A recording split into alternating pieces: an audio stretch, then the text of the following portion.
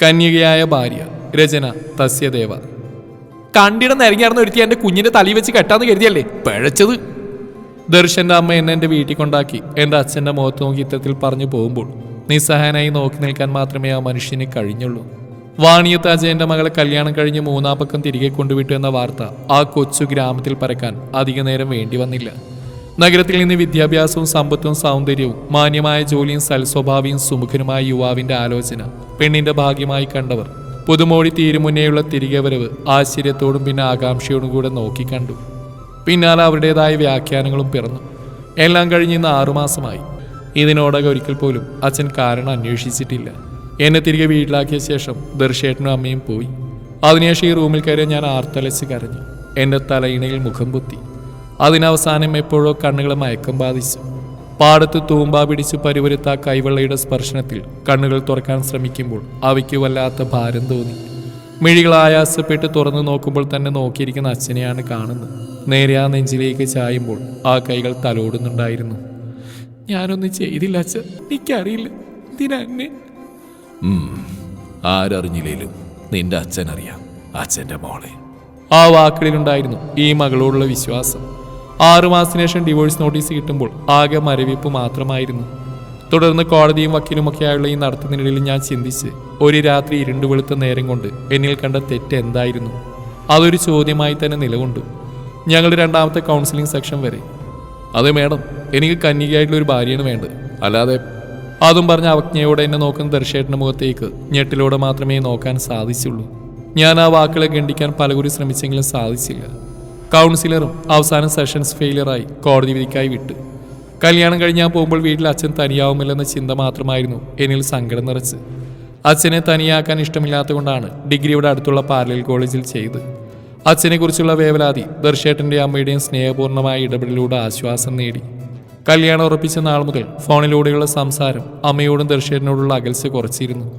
എങ്കിലും അമ്മ കയ്യിൽ തന്ന പാലുമായി ആ മുറിയിലേക്ക് അടക്കുമ്പോൾ വല്ലാത്ത നെഞ്ചിരിപ്പും വിറയിലും വന്ന് പൊതിഞ്ഞു. ചെറുചിരിയോടെ എന്നെ വരവേറ്റ് നെറുകയിൽ ചെറു ചുംബനം നൽകി നെഞ്ചോട് ചേർത്ത് ജീവിതത്തിന്റെ പുതിയ ഘട്ടത്തിലേക്കുള്ള പ്രയാണം ആരംഭിച്ചു.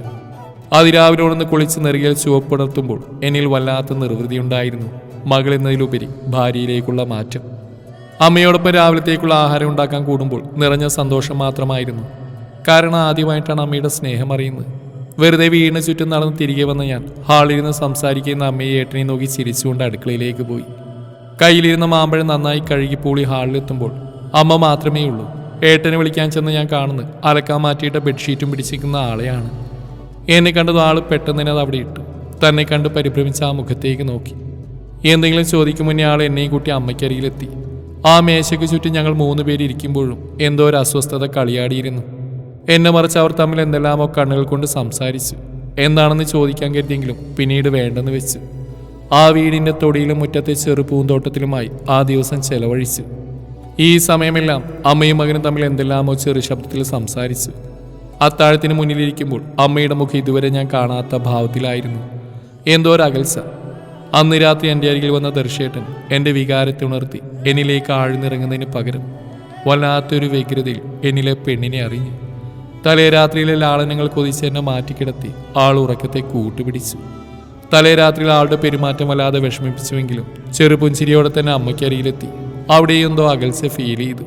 എന്തോ വല്ലാത്ത നൊമ്പൽ ഇരച്ചെത്തി തുടങ്ങി. അന്നത്തെ ദിവസം അമ്മയോട്ടൻ എന്നോട് അധികം സംസാരിച്ചില്ല. കുറച്ച് സമയം കൊണ്ട് തന്നെ ഒരുപാട് അകന്നു പോയിരിക്കുന്നു. അടുക്കാൻ ശ്രമിക്കും തോറും അവർ ദൂരേക്ക് പാഞ്ഞു. അന്ന് രാത്രി ഞാൻ ഉറക്കം പിടിച്ച ശേഷം മാത്രമാണ് ആള് മുറിയിലേക്ക് വന്നത്.